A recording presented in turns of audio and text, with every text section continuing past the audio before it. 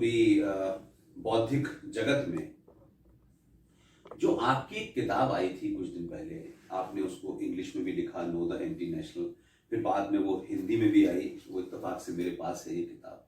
और इस हिंदी के संस्करण के पेज नंबर 90 पर चैप्टर 12 है और आपने उसमें उस चैप्टर का नाम लिखा है 26/11 भारतीय वॉर रूम पाकिस्तान में।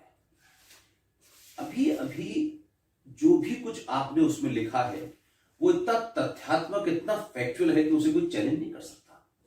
और आपने पूरा वो एक कॉन्स्पिरेसी, उसमें कैसे कांग्रेस शामिल थी, उसमें कैसे सिस्टम शामिल था, कैसे वुमेन, सब कुछ आप लिख चुके हैं। लेकिन या तो मैं मानता हूं कि आपकी देखा देखी या आपके जो तथ्य हैं वो इतने मजबूत हैं।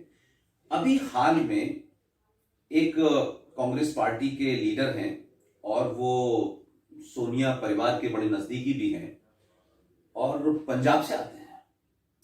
उन्होंने भी अपनी किताब लिखी है और सुना है कि 26/11 के आसपास वो रिलीज होने वाली है। उसके कुछ कंटेंट बाहर आए हैं जिसमें वो ये कहते हैं कि 26/11 जो था उसकी यूपीए को, सरकार को जिस उपयुक्त कार्रवाई करनी चाहिए थी वो नहीं की गई और यूपीए सरकार उसे हैंडल करने में नाकामयाब रही। ये 12-13 साल के बाद ये यकायक जो है ये कांग्रेस के अंदर, लीडरों के अंदर एक कोई नई जागृति पैदा हो गई है कि किताबों के माध्यम से ये सच बोलना शुरू कर दिया इन्होंने, या अभी कोई इसका राजनीतिक महत्व है? और क्या पंजाब के अंदर जो कुछ हो रहा था, किसान आंदोलन में जो कुछ हो रहा था, उससे कहीं कुछ इसका लेना देना है? तो सबसे पहले मनीष तिवारी की जो किताब आने वाली है जिसमें यह कहा गया है कि 26/11 के जवाब में यूपीए सरकार की उपयुक्त कार्रवाई करने में नाकामयाब रही, इसे आप किस नुक्ते नजर से देखते हैं? नहीं, देखिए, जो मनीष तिवारी ने नाकामयाबी की बात की है, तो कामयाबी की ना तो कल्पना थी और ना ही कोई गुंजाइश थी, क्योंकि ये फिक्स्ड मैच था। और जिस पेज नंबर का आपने जिक्र किया मेरी पुस्तक से जी लेकर 90, पेज नंबर 90, जी जी, तो उसमें मैंने वो कहा है कि किस तरह से भारत का वॉर रूम हाईजैक हुआ था 26/11 के समय, जब 26/11 चल रहा था। इस मनीष तिवारी के किताब के संदर्भ में मुझे टेलीविजन डिबेट्स में भी बुलाया गया और मैंने यही बात कही कि कोई गुंजाइश ही नहीं थी कामयाबी की या कोई जवाबी कार्रवाई की, क्योंकि वो फिक्स्ड मैच इस तरीके से था, जो मैंने किताब में लिखी है, कि यहाँ की जो टीम या यहाँ का जो वॉर रूम जो होना चाहिए था, वो पूरा का पूरा वॉर रूम वो पाकिस्तान में उस समय था, वहां का दौरा कर रहा था। जब मैं वॉर रूम की बात कर रहा हूं तो मैं होम सेक्रेटरी और उनके तमाम जो गृह मंत्रालय के जो की ऑफिसर्स और की फंक्शनरीज थे उनकी बात कर रहा हूं, और वो सारे के सारे उस समय ये पाकिस्तान में थे, पहले इस्लामाबाद में, और फिर उनको मरी ले जाया गया।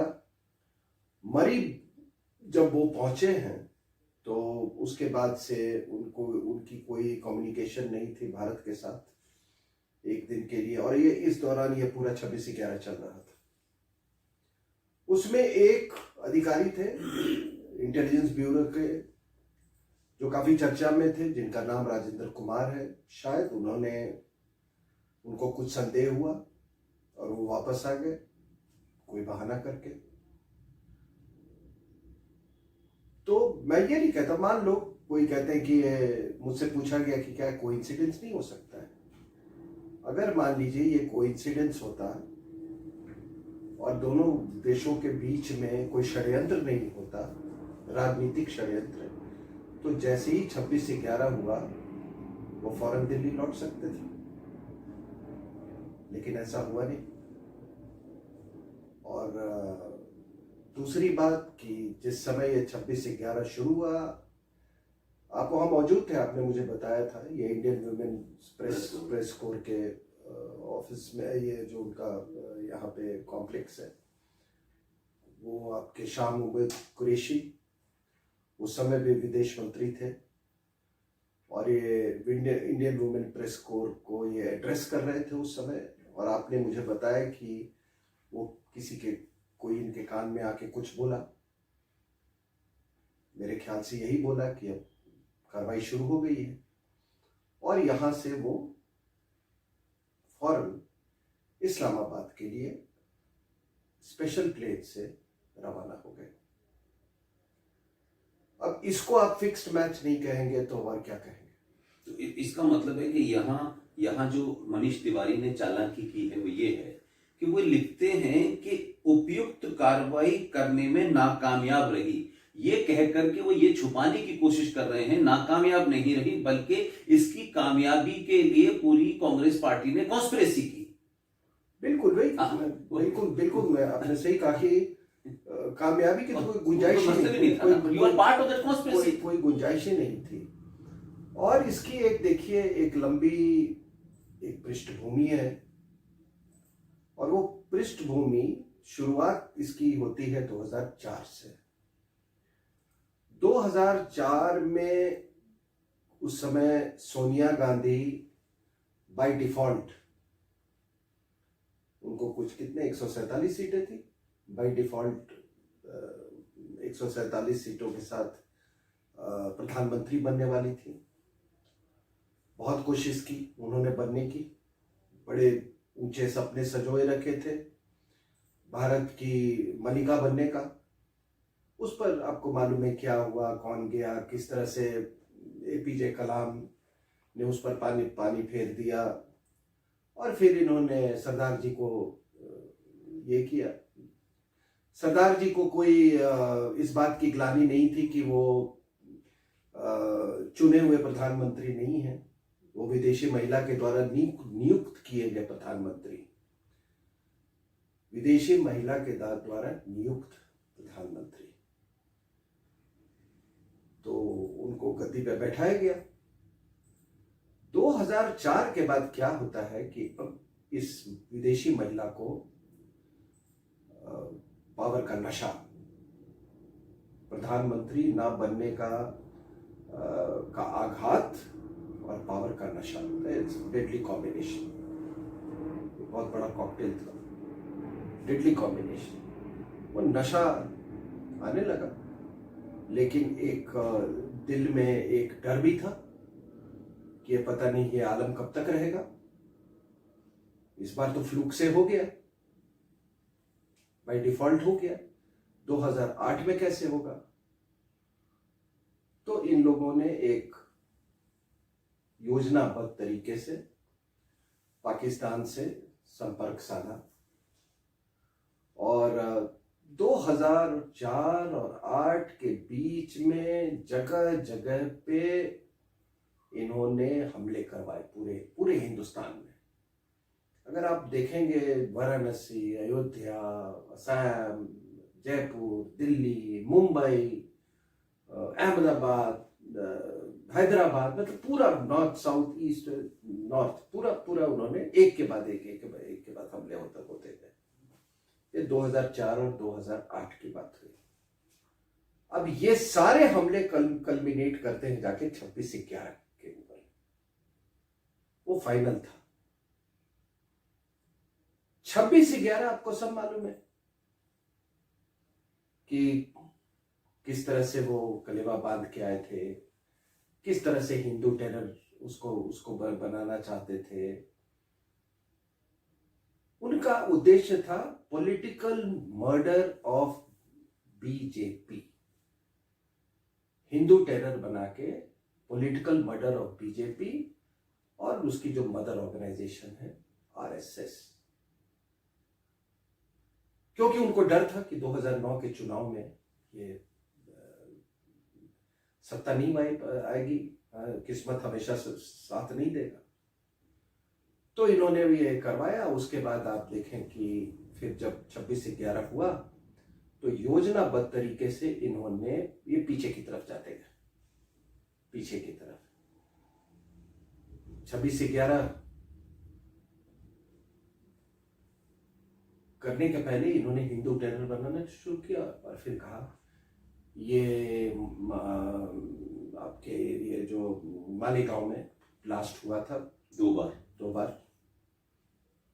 2006 तो एक पहला हुआ, उसमें मुसलमान पकड़े गए, उन्हें छोड़ के तो फिर दोबारा हिंदुओं को उसमें वो भी हिंदुओं ने किया था। समझौता एक्सप्रेस भी हिंदुओं ने किया था। मक्का मस्जिद का ब्लास्ट वो भी हिंदुओं ने किया था। साध्वी प्रज्ञा किसने किया था?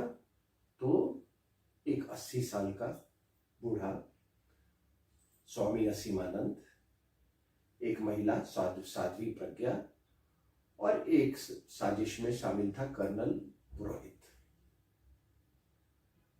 आज 2008 और आज 2021 हो रहे हैं, 13 साल गुजर गए। हिंदू आतंकवाद में बस 3 ही लोग, यही 3 लोगों का नाम आ रहा है। पता नहीं ये कौन से मदरसे में पढ़े हैं, मुझे नहीं मालूम ये कौन से हिंदू मदरसे में पढ़े हैं, कोई हिंदू मदरसा है या नहीं है, लेकिन उनके तो तमाम मदरसे। जब पाकिस्तान बना था तो उस समय there were 187 madrasas and today there are between 20 to 40,000, 12,000 से 40,000 का। अब ये जो गैप आप देख रहे हैं ना 12,000 से 40,000 का, ये डार्क जोन है। अब ये डार्क जोन में कौन कौन है मैं उस पर मैं नहीं जा रहा हूँ। ये तो इसको ये इन्होंने हिंदू टेरर बनाने की कोशिश की और फिर अजमल कसाब पकड़ा गया। अजमल कसाब को आपको मालूम है फांसी दी गई बाद में। और मैं उस दिन एक टेलीविजन चैनल पे था जब उसकी फांसी की सजा हो रही थी, तो किसी ने कहा उन्होंने किसी सरकारी ऑफिशियल का उन्होंने रिएक्शन लिया, जो एंकर जो थे, तो उन्होंने कहा सिर्फ 2 ही आदमी को मालूम था। 3 आदमी को मालूम था, एक प्रधानमंत्री को, एक शिंदे साहब को और एक सोनिया गांधी को। तो मैंने कहा कि सोनिया गांधी को किस कैपेसिटी में मालूम था, वो तो संवैधानिक पद है नहीं उनका। तो इतने में ब्रेक हुआ, ब्रेक के बाद फिर वहां से क्लैरिफिकेशन आया कि ये सोनिया गांधी को नहीं मालूम था। ठीक है, तो ये पूरी इनकी ये जो मैंने आपको पृष्ठभूमि बताई कि किस तरीके से उसको बनाने की कोशिश की गई। अब क्या होता है कि ये पीरियड में आप देखिए हमारा रवैया क्या था। अटैक हुआ, डोजियर भेजा, अटैक में हुआ, डोजियर भेजा। वो इसी तरीके से साहब जैसे किसी जंगली जानवर को आप लो वो गन का लाइसेंस दिखा रहे हो, देख लाइसेंस है मेरे पास, मार दूंगा तेरे को। उसी तरह से ये डोजियर और ये साइकिल जो है ये चलता रहा। और फिर ये 2009 में आ गए, उम्मीद नहीं थी इनको, लेकिन 2011 आते आते आपको मालूम है सीरीज ऑफ करप्शन स्कैंडल्स आए। और फिर ये विदेशी महिला को लगा कि ये तो विदेशी महिला और सरदार जी दोनों, सरदार जी को आप इतना भोला मत समझिए। मैंने कभी नहीं, राइट फ्रॉम डे 1, जो आदमी अपने मेंटोर का नहीं हो सकता है, जो आदमी प्रधानमंत्री होते हुए जिसको ये रिजर्व बैंक के नोट पे साइन करता था, इकोनॉमिस्ट है, ढेर सारे इकोनॉमिस्ट होते हैं दुनिया में, ढेर सारे इकोनॉमिस्ट होते, इसको नरसिम्हा राव ने बनाया। This man who was selected prime minister by a foreigner, विदेशी महिला से, इस आदमी में इतनी कृतज्ञता नहीं थी कि उसको दिल्ली में एक डिसेंट उसको क्रिमेशन दिलवा सके। इस सरदार जी को तो ईश्वर कभी माफ नहीं करेगा। तो इस सरदार जी ने, आपको मालूम है इसके नाक के नीचे 2011 सीरीज ऑफ करप्शन, कॉमनवेल्थ, ये फिर इस विदेशी महिला को लगा कि अब तो 2014 में कुर्सी फिर खसक जाएगी। फिर रामदेव का आंदोलन हुआ, उस पर जानलेवा हमला हुआ। आपको पूरी षड्यंत्र मालूम है। फिर अन्ना को बैठा दिया इसने। आप पूरी अन्ना आंदोलन का आप देख लेना, एक बार भी इस विदेशी महिला के करप्शन के बारे में उसने कुछ नहीं बोला। ये किसके नीचे हो रहा था? जो करप्शन हो रहे थे, सुरेश कलमाडी कर रहा था, ये तो कौन थे उसके जिम्मेदार? सरदार जी थे कि ये विदेशी महिला थी? कौन था? कोई ये नहीं। फिर इसने एक पैरेलल एक पार्टी खड़ा की, वो सोनिया की पार्टी थी, आम आदमी पार्टी। आम आदमी पार्टी को खड़ा किया। फिर ये आज ये क्या ये बोलता है कि मैं बुजुर्गों को फ्री रामायण यात्रा करवाऊंगा और ये करूंगा। अरे राम से कुछ सीख लो।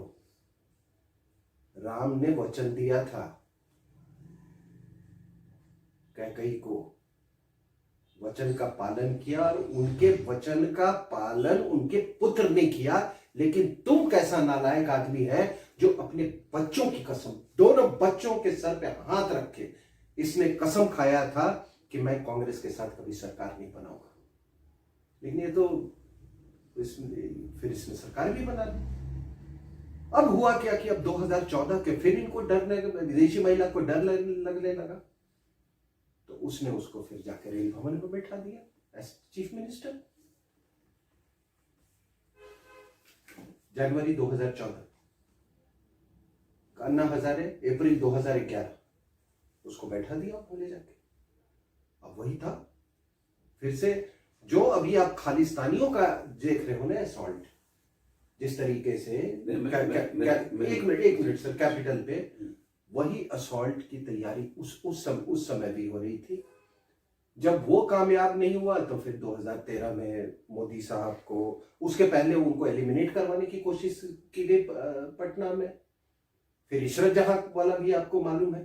तो तमाम कोशिशें की गई, और फिर 2014 में इसको ये अपना सीट वेट छोड़ के ये बनारस इस विदेशी महिला ने इसको भेजा। अरे सारे चर्च के ऑर्गेनाइजेशन आप 22-24 थे उसमें, अलग अलग नामों पे। सबसे ज्यादा मतलब अगर देखोगे ना, ये उल्टे सीधे ऑर्गेनाइजेशन, ये जो एनजीओ की दुकान जो है वो गांधी के नाम पे चलाते हैं। सबके फॉरेन फंडिंग, सब वहां पहुंचे। वो भी नहीं, वो ये हुआ। तो ये है इसकी पृष्ठभूमि। तो कोई आप जो कह रहे हैं ये ना तो इसकी जो ये सख्त कार्रवाई की जो बात कर रहे हैं मनीष तिवारी, जो मैं कह रहा हूं ना, उसको दुनिया बेवकूफ नहीं है। अगर आप इतना नहीं जानते तो फिर आप मंत्री भी बनने लायक नहीं, और आपको सब पता है। सिंह साहब, वो जो पूरी पृष्ठभूमि आपने बताई वो तो ऑलमोस्ट कई सारी बात अपने अलग अलग समय पे आप कहते रहे, लेकिन क्या ये इसको इस तरह कहा जाए कि पाकिस्तान कांग्रेस पार्टी के बीच, या इसको हम इस तरह भी कह सकते हैं कि सोनिया गांधी और जो उनकी इनर एक कोटरी है पाकिस्तान मिलिट्री, इन तीनों के बीच में एक कोई साजिशाना षड्यंत्रकारी रिश्ते हैं, और उन रिश्तों का खुलासा आज की डेट में अगर देखें कि जिसमें मैंने कहा कि पाकिस्तान कांग्रेस पार्टी, सोनिया इंटरनल कोटरी, पाकिस्तान मिलिट्री और ये षड्यंत्र, और इसका खुलासा या इसके बारे में ये एक्सपोज उस वक्त हुए जो अभी आपने पूरे पंजाब में जो कुछ हुआ है उथल पुथल, वो आपको लगता है कि ये उसी बैकग्राउंड में जाकर के पंजाब में जो कुछ करने की साजिश थी, और जो अभी हाल के दिनों की वहां की घटना है,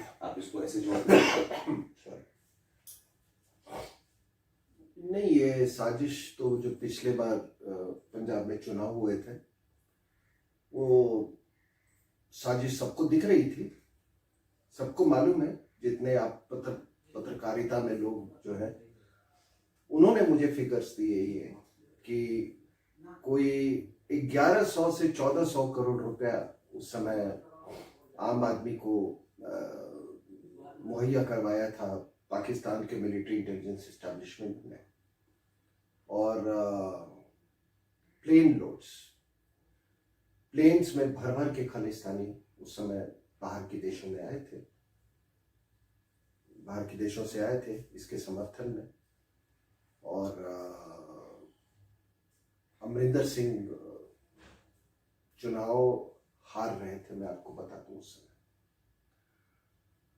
लेकिन ये षड्यंत्र लोगों को पता चल गया, तो जो हमारे ये विपक्ष के जो लोग हैं, खास करके ये बीजेपी और राष्ट्रीय स्वयंसेवक, उन लोगों ने उनको वो बहुत ज्यादा चिंतित हुए और उन्होंने फिर रातों रात एक हुकुम, मतलब एक फिएट जारी किया कि आप अपना वोट ट्रांसफर कर दें अमरिंदर सिंह को।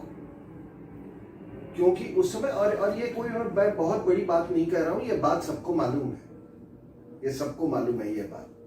रातों रात वोट ट्रांसफर हुए। आप अगर उस समय के आप अगर ये ओपिनियन पोल्स अगर आप देखेंगे, even few exit polls, they said that he is losing और आम आदमी पार्टी की सरकार बन रही है। और ये बिल्कुल निश्चिंत था। ये कुमार विश्वास ने एक इंटरव्यू में कहा है कि इसने कहा कि बस शपथ लेने जा रहा हूं, तू आ जाना वहां पे।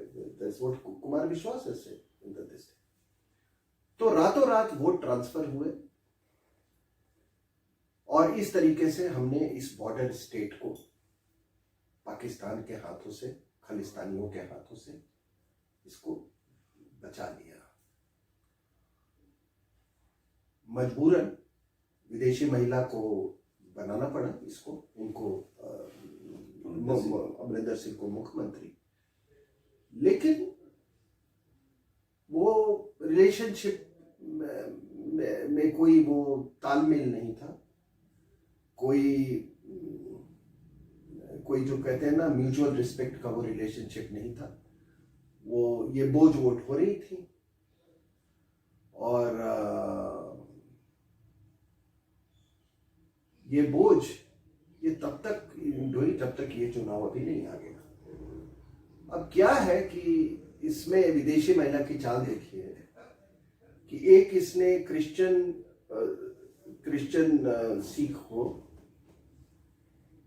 कन्वर्टेड करना, और मैं उस एरिया में ऑपरेट किया हूँ, बॉर्डर एरिया में। I remember lot of churches, वो मैंने देखा उधर जब मैं बॉर्डर फेंसिंग पे था। ये इस एरिया में गुरदासपुर, दुर्गी दुरांगला एक जगह है, और इधर आए वो गांव सब है, मलमुआ, ये सब सारे बहुत सारे आप चर्च देखेंगे, बहुत सारे ये जो मजहबी सरदार जो हैं वो कन्वर्ट हो चुके हैं वहां पे। तो उनकी संख्या मतलब कोई 24% वहां की पॉपुलेशन शेड्यूल कास्ट की है, जिसमें ये मजहबी सिख जो है उसमें आई थिंक दे आर 31%, 31% है। तो बहुत इंपॉर्टेंट वोट बैंक है। तो इसने फिर उसको चीफ मिनिस्टर कैंडिडेट बना दिया। अब 2 वोट से टारगेट कर रहे हैं, ये मजहबी वोट थ्रू दिस क्रिश्चियन सरदार, ठीक है ना। और सिद्धू को कांग्रेस में इतना इंपॉर्टेंट वॉइस बनाने का मकसद यही था कि किसी तरीके से अमरिंदर सिंह को मजबूर करना कि वो रिजाइन कर दे। सिद्धू ने अपना काम कर दिया। अब ये आम आदमी का chief minister candidate in all probability ये होगा, इन ऑल प्रोबेबिलिटी। और उससे मजहबी का वोट लेंगे और इससे खालिस्तानियों का वोट। और वेदर खालिस्तानी वहां किस संख्या में है क्या है, लेकिन अगर मेजॉरिटी में अगर ना भी हो तो ये लोग साइजेबल नंबर्स में, साइजेबल परसेंटेज में है। और मैं इसलिए बोल रहा हूं क्योंकि आपको और मेरे दोनों को, हमको कितने फोन आते हैं वहां पे कि आप पूरे खालिस्तानी बने हुए हैं। और मैं वो आदमी हूं, देखो मैं ना मुझे कोई गाली से डर नहीं है। मैं जो मैं ऑब्जर्व करता हूं वो सच बोलता हूं। सबसे बड़ा पाप है सच नहीं बोलना। और मुझे किसी से सर्टिफिकेट नहीं लेना है। तो इसने ये विदेशी महिला ने, ये जो क्रिश्चियन चीफ मिनिस्टर है, उससे मजहबी को टारगेट कर रही है। सिद्धू जाएगा आप में, आप वो खालिस्तानियों को टारगेट करेगा और फिर दोनों मिल जाएंगे और खालिस्तानियों की सरकार होगी, बिल्कुल बन जाएगी वहां पे। ओके। तो आप ये भी कहना चाहते हैं कुछ हद तक कि इस पूरे षड्यंत्र में जिसमें पाकिस्तान की मिलिट्री, आजकल तो हम ये देख रहे हैं कि पाकिस्तान की मिलिट्री किस तरीके से भारतीय राजनीति पर हर दिन असर डाल रही है, और बहुत सारे एक्सपर्ट्स का मानना है कि अभी हाल में जो कुछ हुआ है, खासतौर से महाराष्ट्र की सरकार देखें जिस तरीके से बनी, तो ट्रेडिशनल हिंदू पार्टियां टूटी और उसके बाद में फिर वो एक हिंदू पार्टी एनसीपी के साथ मिली और फिर दूसरी पार्टी वहां जो है वो आपकी कांग्रेस के साथ मिलकर वहां जो सरकार बनी, और आज आप वो तमाशा देख रहे हैं कि वहां क्या हो रहा है। तो पंजाब और महाराष्ट्र में तो कामयाब हो गए। क्या आपको लगता है कि पाकिस्तान मिलिट्री के जो यहाँ पर फुट सोल्जर्स हैं, चाहे वो पॉलिटिकल पार्टीज के रूप में हो, इंडिविजुअल्स के रूप में हो, किसी मजहब के मानने वालों के रूप में हो, ये एक बड़ा फैक्टर है जिसकी वजह से पंजाब के अंदर जो अभी खासतौर से कृषि कानूनों को वापस लिया गया है, उसके पीछे ये ताकतों को एक तरीके से न्यूट्रलाइज करना था और बैकफुट पे करना था? क्या आप ये कारण समझते हैं कि ये इतना ज्यादा बढ़ गया था कि जो आदमी पाकिस्तान के मिलिट्री के चीफ बाजवा से गले मिल रहा हो, 2 दिन पहले पाकिस्तान में इमरान खान जो प्राइम उसको अपना बड़ा भाई कह रहा हो, उस दौर में जब हमारे कश्मीर में हम सैनिक मारे जा रहे हैं, बॉर्डर पे सैनिक मारे जा रहे हैं और सीज फायर का उल्लंघन, ऐसे में क्या लगता है कि मिलिट्री ने इतना ज्यादा पंप किया है पैसा या इस तरीके की पॉलिटिकल पार्टीज को खरीद लिया है, जिसके कारण नरेंद्र मोदी की सरकार को ये लग गया था कि ये हिंदू वर्सेस सिख बनाने की कोशिश की जा रही है और देश के अंदर सरकार को मजबूर किया जा रहा है कि कोई वो एक्शन ले। तो ये जो कृषि कानून वापस हुए हैं, ये उसको ध्यान में रखते हुए किए गए हैं और भारत के अंदर जो इंटरनल तब पॉलिटिकल पार्टीज इन्वॉल्व थी उनको एक तरीके से उनके पास से मुद्दा खींच लिया है। What do you think? ठीक, मैं बात वहां से शुरू करूंगा। 26/11 की हमने बात की, लेकिन ये नंगे तब पकड़े गए, they were caught naked in their intentions, जब ये समझौता एक्सप्रेस ब्लास्ट जो हुए थे, उस समय जो डेविड हेडली की वाइफ थी फौजिया तलहा, उसने कहा अमेरिकन एम्बेसी में जाके कि ये मेरे पति देव ने ये किया था, इसकी साजिश रची थी। जो 26/11 का एक फाइनेंसर था आरिफ कासमानी, कराची का एक बिजनेसमैन है, उसने कहा, बयान दिया था, मालूम है सबको कि उसने भी इस बात की पुष्टि की कि इसमें पाकिस्तान के लोग इन्वॉल्व थे, लश्कर तोयबा के लोग इन्वॉल्व थे। लेकिन उस समय की जो सरकार जो थी वो पूरी दुनिया को ये जताने में जुट गई कि नहीं नहीं, इसमें पाकिस्तान का हाथ नहीं था, इसमें तो असीमानंद का हाथ था, इसमें पुरोहित का हाथ था। आपने ऐसे देशद्रोही देखे हैं कभी? और वो देशद्रोही जो कि पाकिस्तान के जो सस्पेक्ट्स थे, जो कि एनआईए ने कहा कि इनके बारे में कोई शक नहीं है। एक नागौरी का वो भी टेस्ट, नागौरी का वो नार्को टेस्ट भी हुआ था, टेलीविजन पे दिखाई भी गई थी। तो ये उस समय बिल्कुल ही एक्सपोज हो गए थे, नंगे हो गए थे। अब कोई नंगा देखना ना चाहे किसी को, वो दूसरी बात है, मैं वो नहीं, बट ये बिल्कुल, और वो नालायक भारत का वो गृह मंत्री था। और मुझे पुष्पेंद्र जी कभी कभी लगता है कि ना ये कुछ लॉयर्स जो होते हैं ना, ये कुरकुरी करते करते ये देश के साथ भी कुरकुरी करने लगते हैं। वो किसी ड्रग एडिक्ट को बचाते, किसी दाऊद इब्राहिम को बचाते बचाते ना ये पाकिस्तान को भी बचाने लगते हैं, ये देशद्रोही भी हो जाते हैं। ठीक है, आपको मालूम है मैं किसकी बात कर रहा हूं। और फिर इनको इतना ये हो जाता है, ये जुडिशियल माफिया एक तरह से एक उनका हिस्सा हो जाते हैं।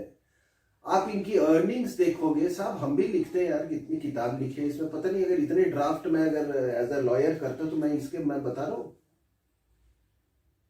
इसी के मैं 10 करोड़ रुपए कमा सकता। हम भी तो आर्ग्यू कर रहे हैं ना अपना केस, और जनता के सामने जा रहे हैं। जनता को अगर हम कन्विंस कर रहे हैं तो वो पढ़ेगी किताब, नहीं तो नहीं पढ़ेगी, लेकिन आर्ग्यू तो हम भी कर रहे हैं। आप भी जगह जगह जा रहे हैं, अपना केस आर्ग्यू कर रहे हैं, तो ऐसा क्या तुमने ये कर दिया। तो वो समझौता के एक्सप्रेस के बारे में बात, ये उजागर हो गए, नंगे हो गए। लेकिन आपने जो सवाल पूछा कि ये जो 2004 से जो ये रिश्ता बनना शुरू हुआ, वो रिश्ता यहां तक पहुंचा कि पार्लियामेंट के फ्लोर पे जो आदमी आप पर युद्ध डिक्लेयर किया हुआ है, लश्कर ए तोयबा, जिस पार्लियामेंट पे अटैक हुआ, उन लोगों को आप हफीज साहब बोल रहे हो, क्योंकि इनकी, और ये नहीं था कि वो किसी तंज के तौर पे उसने नहीं कहा था, वो डर से उसने कहा था, उनको डर से कहा था।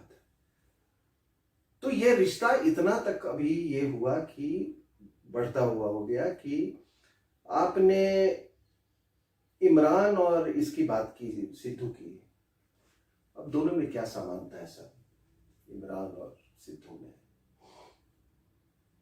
ये भी क्रिकेटर है, वो भी क्रिकेटर है, अंग्रेजी वो बोलता है, ये भी अंग्रेजी बोलता है, वो जिहादी है, ये खालिस्तानी। अब देख रहे हैं, तो प्यार और मोहब्बत तो नेचुरल है, ठीक है। दोनों प्रॉप्ट अप है, एक मिलिट्री के द्वारा प्रॉप्ट अप है, एक विदेशी महिला के द्वारा प्रॉप्ट अप है। और अगर यूं कहें कि ये इसका अंग्रेजी वर्जन है, बिंडर वाले का अंग्रेजी वर्जन है, कह सकते हैं। हाँ, तो ये भी कहना कोई गलत नहीं, न्यू इनकार्नेशन ऑफ, ना, only thing is that binder वाले वो क्रूड सा था, वो ऐसे उसका भतीजा आजकल वो पूरा ड्रोन का वही कोऑर्डिनेट कर रहा है, सम रोड नाम है उसका, जसविंदर सिंह रोड, उसका भतीजा वही पूरे ड्रोन एक्टिविटी कोऑर्डिनेट कर रहा है। तो ये अंग्रेजी बोलता है। अब ये नेचुरल है, ये प्रोग्रेशन, मतलब भिंडर वाले से सिद्धू का नाम शेरी भी है। अच्छा, पंजाब में ना आप ऐसे नाम बहुत पाओगे, मतलब ये खालिस्तानियों का, शेरी, बंटी, पिंकी, ऐसे इनके नाम होते हैं, ठीक है ना। लेकिन ये बंटी, पिंकी आते ना 2-4 और नाम इस तरह के, ये फिर इनका वो जो कल्पना जो है, इनकी इमेजिनेशन, वो फिर वहीं पर थक जाती है। तो आप हजारों बंटी पाओगे, हजारों पिंकी पाओगे। जिंदल नहीं, वो नहीं, ये that is typical of India, ठीक है ना, कि निकी हेली, ठीक है ना, हेली कॉमेट भी है, चलिए कोई बात नहीं। तो ये क्या है कि ये आपने जो सवाल किया कि अब आप इसका पैरेलल देखिए, और ये बड़ी इंटरेस्टिंग है। इसका पैरेलल देखिए कि वहां पे पाकिस्तान के अंदर में, पाकिस्तान की जो ISI है, जो मिलिट्री इंटेलिजेंस एस्टेब्लिशमेंट है, उसने एक ऑर्गेनाइजेशन को तैयार किया, तहरीक-ए-लबैक। जी। ये बरेलवी की ऑर्गेनाइजेशन है। बरेलवियों का सपोर्ट पहले इनके साथ था, नवाज शरीफ के साथ। ये मज़ारों वाले लोग हैं। और मैं इसके अभी बताऊंगा मैं, ये दोनों में फर्क, देवबंदी और बरेलवी का। तो इसको उन्होंने,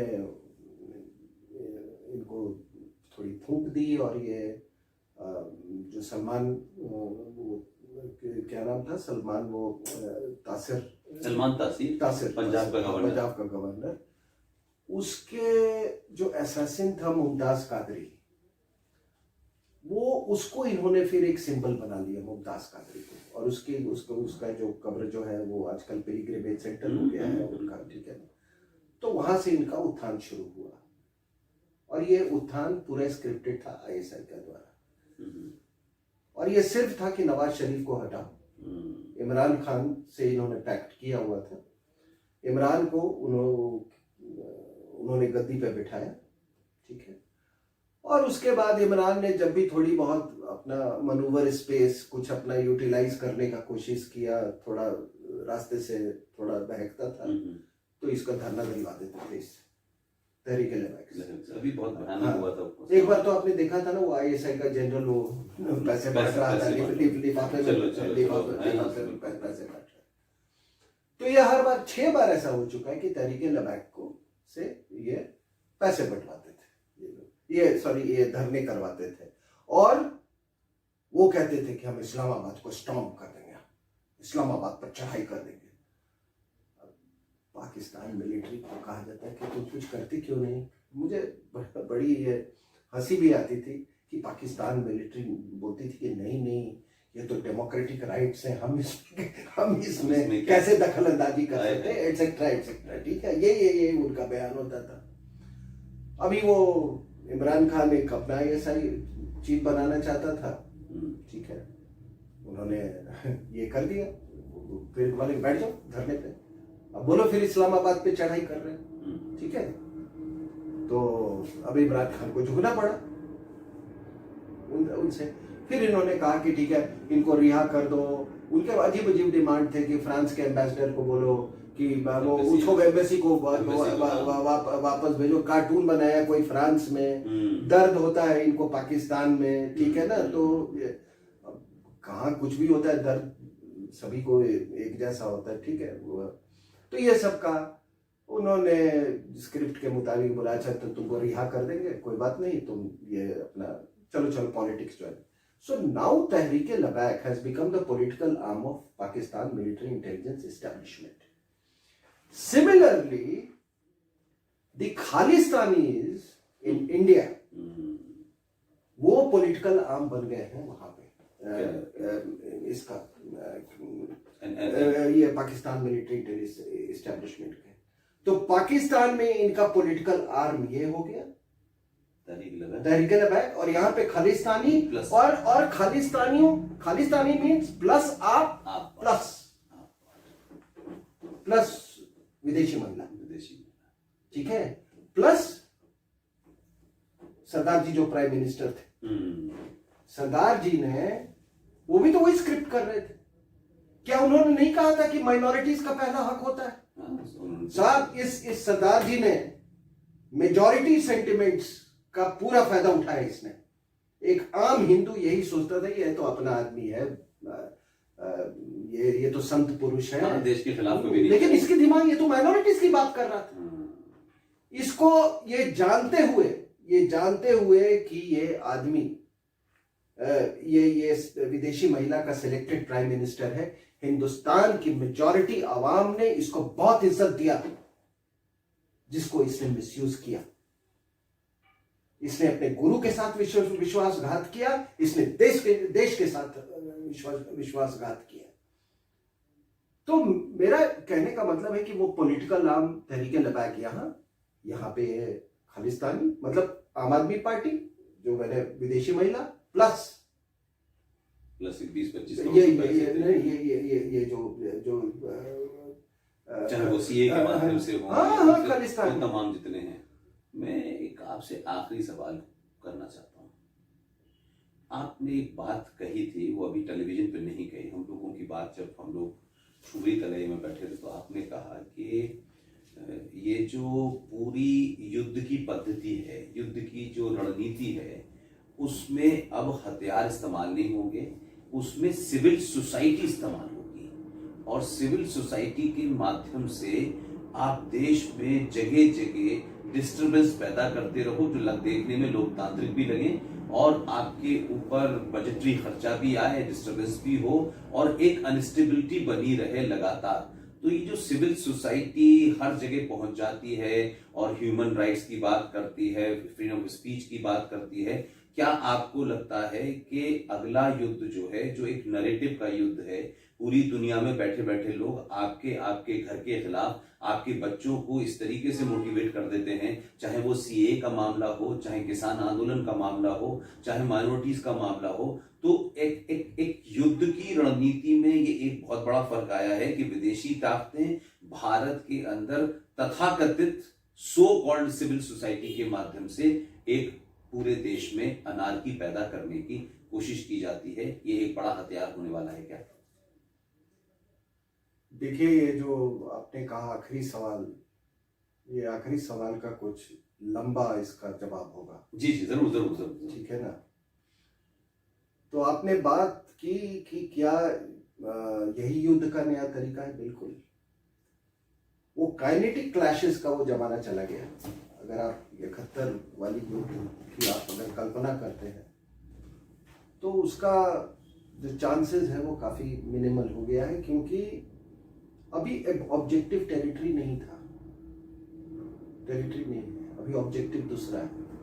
अभी ऑब्जेक्टिव है अपना देश में अपने अपने जो जो पॉलिटिकल इस्टेब्लिशमेंट जो है दुश्मन देश में, अपने मुताबिक वहाँ के पॉलिटिकल इस्टेब्लिशमेंट को सत्ता पे डालना, ताकि आपके सारे जो स्ट्रैटेजिक एजेंडा वो पूरा। ठीक है।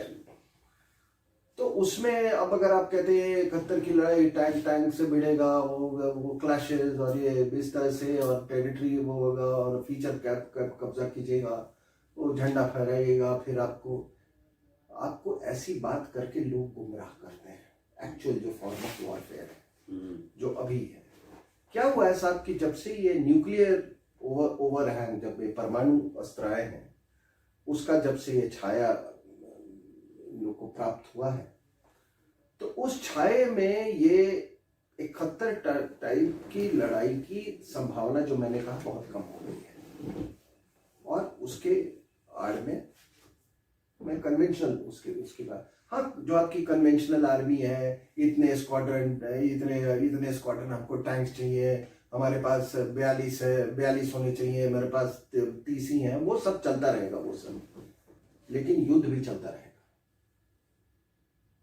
वो भी चलता रहेगा, ये भी चलता रहेगा। वो केवल एक डेटरेंस के लिए, वो एक डेटरेंस के लिए। ठीक है, पाकिस्तान आपसे कोई वो जानता है कन्वेंशनली आपसे वो उलझने नहीं जा रहा है। हाँ, वो उनको पहले से भी पता है, तो वो ब्लीड इंडिया विद 1000 कट्स की पॉलिसी तैयार हुई थी। तो वो युद्ध जो है, उस युद्ध का जो चांसेस जो मैंने कहा कि बहुत कम है। अब जो युद्ध है वो है कि आप प्रजातंत्र को ही अपने दुश्मन देश या अपने टारगेट देश में प्रजातंत्र को ही इस तरह से मैनिपुलेट करें ताकि आपकी जो ख्वाहिशें हैं उस दुश्मन देश को लेकर, आपका ऑब्जेक्टिव जो है वो पूरा। वरना आप बताइए कि 26/11 का ऑब्जेक्टिव क्या था? एक पॉलिटिकल पार्टी को एस्टेब्लिश करके सत्ता में बैठाना, उसके लिए उन्होंने तैयार किया भाई। मुंबई को कैप्चर करना नहीं था ना, समुद्र पे कब्जा करने और ताज होटल पे कब्जा करना था, या इंडियन ओशन पे कब्जा करना था कसाब के जरिए पूरे हिंदुस्तान में। ये भाई एक बड़ी सिंपल सी बात है कि कोई भी हमला या जिस तरह के जो हमले होते हैं प्रॉक्सी वॉर, उसका कोई एक ऑब्जेक्टिव होता है। अब इसमें ऑब्जेक्टिव बिल्कुल साफ था, हिंदू टेरर बनाना है, तभी वो पहन के आए थे। और जब ऐसा कोई बड़ा दहशतगर्दी वाला जिहादी हमला होता है तो आपने देखा होगा कि सबसे पहले विदिन आवर्स वो एक्नॉलेज कर लेती है जो जिम्मेदार ऑर्गेनाइजेशन होती है, तंजीम होती है कि मैंने किया है, तभी तो उससे लोग अट्रैक्ट होते हैं, तभी तो उसके पास रिक्रूट आएंगे। ठीक है, लेकिन यहाँ पर ये कलेवा बांध के क्यों करने आए थे? किसको खुश करने आए थे? क्यों हिंदू टेरर बनाने आए थे? एक बात मैं कह रहा हूं, तो ये इस तरह की जो युद्ध पद्धति है आज, मैंने बांग्लादेश में देखा, और मैं थोड़ा वाकिफ हूं बांग्लादेश से, कई बार गया हूं बांग्लादेश। मैं देखता था कि जब भी ये खालिदा जिया की सरकार आती थी ना, तो हम जानते थे कि ये पाकिस्तान की सरकार आ गई। तो उसी तरीके से यहाँ पे पाकिस्तान के जो कुछ पार्टियां हैं जिनका मैंने आपको कई तथ्य दे दिए कि उनका क्या लिंकेज है पाकिस्तान मिलिट्री इंटेलिजेंस एस्टेब्लिशमेंट के साथ। भाई यहाँ से नेता जाते हैं, मणिशंकर अय्यर जाके कहता है कि आप हमारी मदद कीजिए। सर वही इसीलिए वो करता था बिकॉज ये लिंकेज है, ये लिंकेज है, और ये लिंकेज स्थापित करने में ये विदेशी महिला का बहुत बड़ा हाथ रहा है। वो किस तरीके से कि पाक आईएसआई, खालिस्तान, विदेशी महिला, आम आदमी पार्टी, यही नहीं, अब पॉलिटिकल पार्टीज को इन्फ्लुएंस करने की बात है। और आप कह रहे हैं कि नया ये देखिए क्या है कि जो कॉन्वेंशनल कॉन्फ्लिक्ट जो होते हैं ना वो बहुत कॉस्टली होते हैं, और ये भी कोई गारंटी नहीं है कि आपका उद्देश्य हासिल होगा कि नहीं, आपका ऑब्जेक्टिव हासिल होगा कि नहीं। आप ठीक है, ये सबसे अच्छा तरीका है, एक विदेशी महिला को खरीद लो, 1000 करोड़ में बिक जाएगी वो। कन्वेंशनल युद्ध करोगे तो तुम्हारा पता नहीं कितने अरब तुम्हारे फूक जाएंगे, यानी वो फिर कोई लंबे समय तक चलेगा सर एक को खरीद के। तो ये विदेशी महिला को और इसको आम आदमी पार्टी, तभी तो ये आपका केजरीवाल सर्जिकल स्ट्राइक के बाद उसने क्या क्या बयान दिया। आप तो पाकिस्तान में थे उस समय, आपने देखा कैसे वहां अखबारों में ये छप गए इसने। तभी तो इसने, और ये बीमारी बिहार के नेताओं को भी लगी, सबको लगी सर। ऐसा नहीं है तो ये जो कहते हैं ना, ये लूज टॉक नहीं है कि ये नेता का आईएसआई से, these are not loose talks. भाई अगर बिहार का मुख्यमंत्री अगर पाकिस्तान जा रहा है बिना कोई वजह, उसके कोई मतलब, नेपाल नहीं जा रहा है, नेपाल जहां से उसका बॉर्डर लग रहा है, हाँ। जहां प्रॉब्लम है कि लालू यादव कभी काठमांडू नहीं गया, नहीं होड़ लगी हुई थी भाई। तो ये अफवाहें नहीं है सर, ये कि ना यार लूज टॉक। अगर आपको मजा अनदर कॉन्स्पिरेसी थियरी तो तुम बताओ ना कि तुम क्या अपने बाप से मिलने गए थे वहां पे। वो इंडिया इंटेल सेंटर में लोग ऐसे दिन भर बैठे रहते हैं, बेरोजगार ब्यूरोक्रेट, वो यही सब। तो ये दिस इज वेरी इजी। बोले प्रूफ क्या है? प्रूफ अरे क्या तुमको हम बंदूक से स्मोकिंग गन ला के दे? ये दिमाग क्यों दिया है? ठीक है, तो ये देखिए कि अब इसका क्या हमने श्रीलंका में देखा, हमने देखा चाइनीज ने किस तरीके से वहां पर एक पर्टिकुलर पार्टी को वो बिल्कुल मतलब उस पर कब्जा कर लिया उन्होंने और उसको सत्ता पर बिठाया। बांग्लादेश का मैंने आपको एग्जांपल दिया, चाइना भी कर रहा है, इस विदेशी महिला के साथ एमओयू साइन किया है। अब हमारी सुप्रीम कोर्ट वो बाकी चीजें, कंट्री का डिफेंस कैसे होना चाहिए, औरतें बेटर डिफेंस कर सकती हैं कि मर्द डिफेंस कर सकते हैं, कॉम्पोजिशन क्या होगा इंडियन आर्मी में, है वो सारा, मतलब अब उनको युद्ध पद्धति, मतलब युद्ध करने का तरीका भी अब सिखा। वो राफेल पे एक्सपर्ट हैं, हाँ, वो जलीकट्टू पे एक्सपर्ट हैं, वो हिंदुइज्म पे एक्सपर्ट हैं, वो महिलाओं का डिस्क्रिमिनेशन ना हो फौज में हो, लेकिन जजों के बारे में नहीं बताते कि कितनी महिलाएं हमने जज बनाई। और नहीं, ये देखिए, ये एक अलग ही टॉपिक है, उसको लंबी बात हो सकती है, बहुत सारे ये इंग्लिश जो एंग्लो सैक्सन ज्यूरिस्प्रूडेंस का जो ये जो बुखार जो चढ़ा हुआ है ना, आप जजमेंट देंगे और उसमें स्विट्जरलैंड नीदरलैंड को कोट करेंगे। अब साहब, अब एक छोटी सी मैं बात बताता हूँ, इस पर आपसे बाद में तफसील में चर्चा होगी। आप हमारी सेना को आप अमेरिका और फ्रांस और इसकी सेना से कैसे कंपेयर कर सकते हैं? They are basically expeditionary force, वो फ्रंटियर्स नहीं गार्ड करते हैं। यहां की सेना 20,000 फीट पे सियाचिन पे मैं रह चुका हूं। आप बताइए कि क्या आप चाहते हैं कि पीएलए सोल्जर्स के खिलाफ हमारी महिलाएं मुक्केबाजी करें जाके? 17,000 फीट पे। तो हमारा एक बात मैं कह रहा हूं कि हमारे यहाँ फ्रंटियर्स हमारे अलग है, हमारी अपनी थ्रेट परसेप्शन है, हमारी बनावट अलग है। कृपया ये अंग्रेजी बुद्धि यहाँ मत लगाइए आप।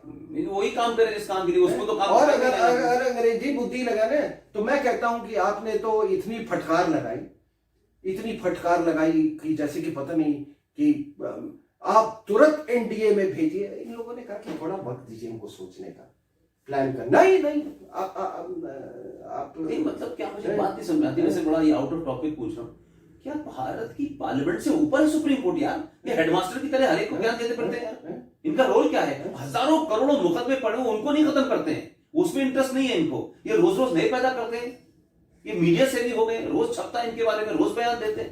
और दूसरा कोई बोलते हैं तो कंटेम्प्ट ऑफ कोर्ट तो नहीं, और दूसरा आपने एनडीए में तो कह दिया कि इनको डाल दो, फिर आप क्यों नहीं बता, जैसे मैं इन्फेंट्री में था, मैं बिहार रेजिमेंट का हूँ, तो आप क्यों नहीं कहते हो कि औरतों का भी, महिलाओं, एक मिनट, महिलाओं का भी बटालियन चाहिए?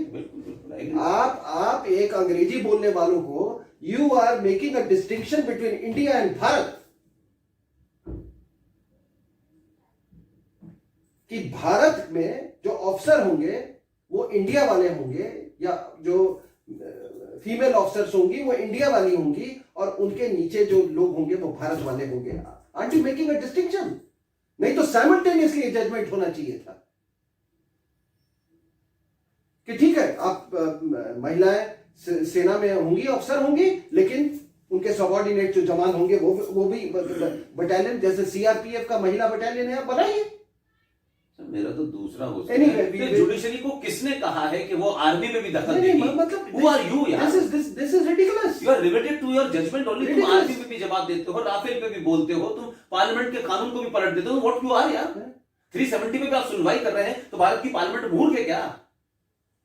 क्या आपने 370 पास हो गया, आप उस पर सुनवाई की, आपने एक्सेप्ट कैसे कर ली? मतलब अजीब ड्रामा है इस देश के अंदर है।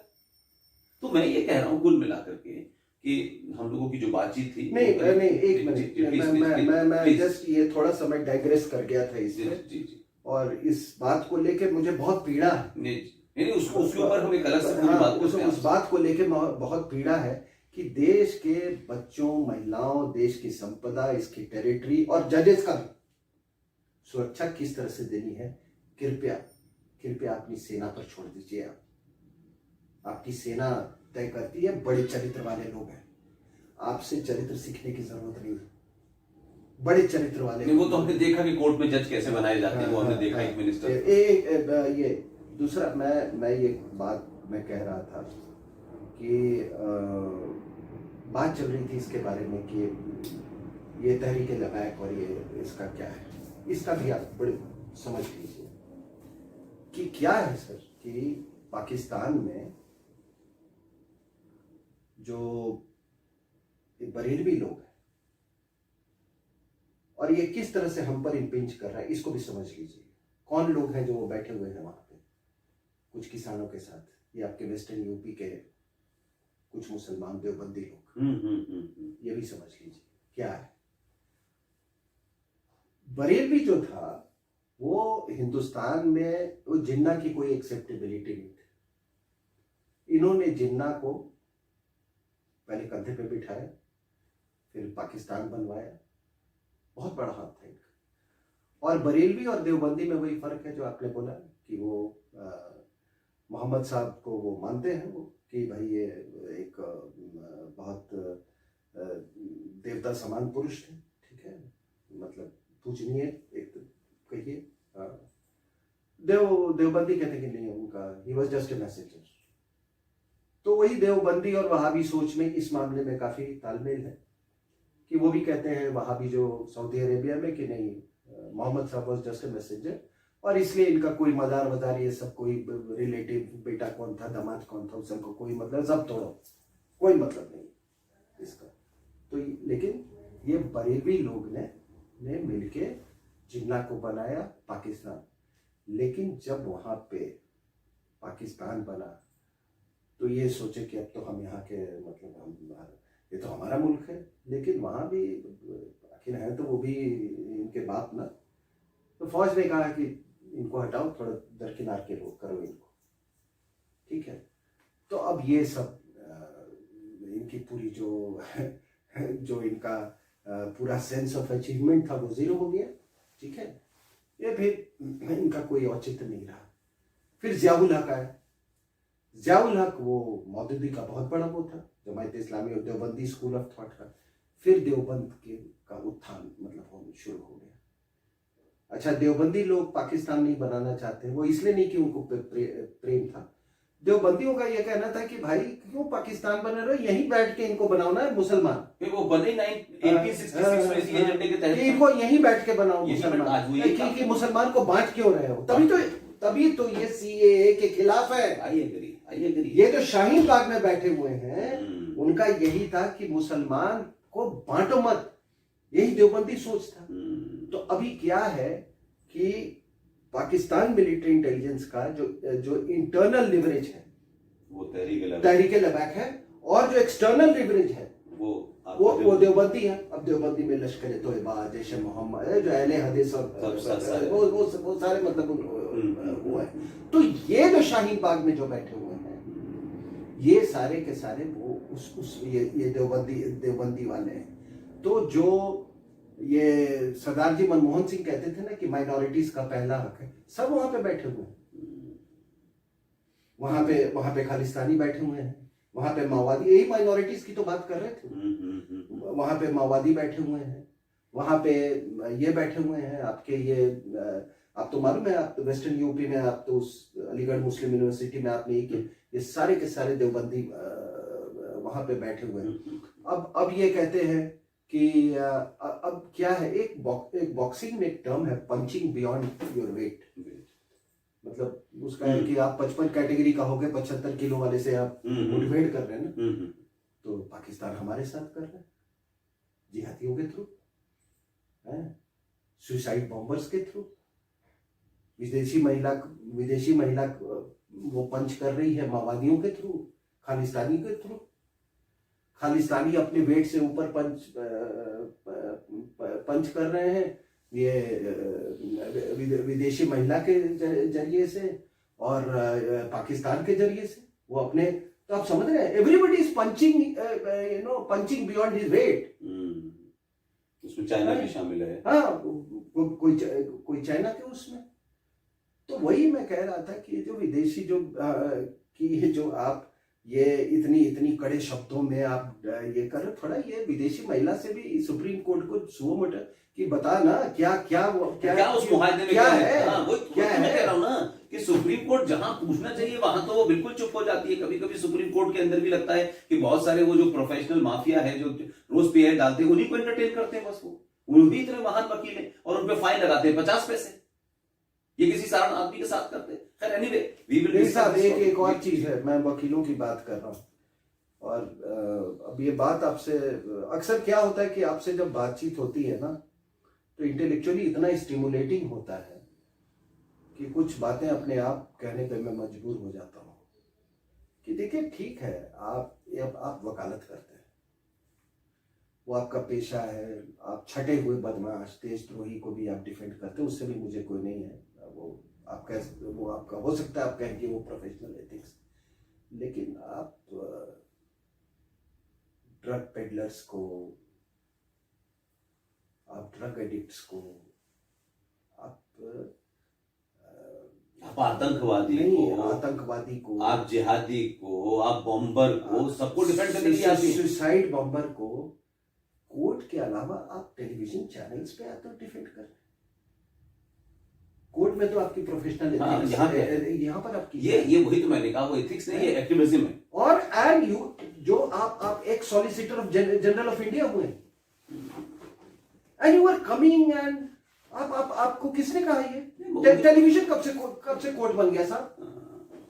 नहीं, आप जो काम कोर्ट में नहीं करते पब्लिक में आकर के बता करके आप उसका मैसेज देते हो कि हम किसके एजेंडे पे काम कर रहे हैं। कौन है मुकुल रोहतगी? भारत सरकार का अटॉर्नी जनरल रहा और बाहर चला गया और एक नशेड़ी का केस करने यहाँ आया। सर क्या इतना बड़ा इंटरेस्ट था भाई आपका? सर मैं वही कह रहा हूं कि चलिए कोर्ट में वो प्रोफेशनल एथिक्स है आपका, लेकिन टेलीविजन पे आना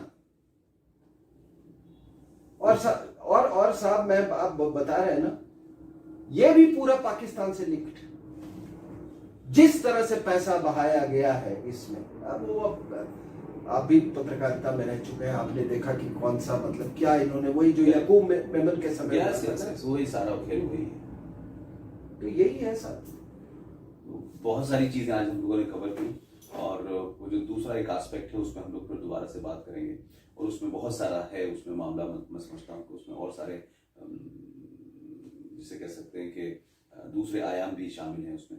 आपका बहुत बहुत शुक्रिया, thank you very much sir.